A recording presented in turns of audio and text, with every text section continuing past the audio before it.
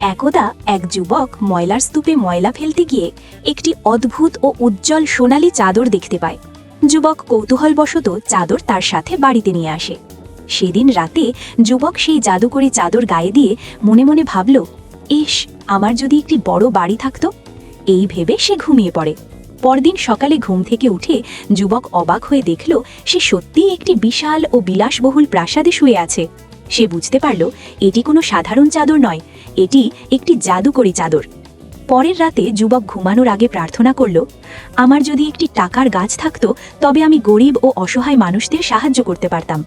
সকালে উঠে সে দেখল তার বাড়ির সামনে সত্যিই একটি টাকার গাছ গজিয়েছে। যুবক আনন্দিত হয়ে সেই গাছ থেকে টাকা পেড়ে অসহায় মানুষের মাঝে বিলিয়ে দিতে শুরু করলেন। সবকিছু আড়াল থেকে লক্ষ্য করছিল এক লোভী মহিলা। সে ভাবল এই চাদর তার চাই। সুযোগ বুঝে এক রাতে সে যুবকের ঘর থেকে চাদর চুরি করে পালিয়ে যায়।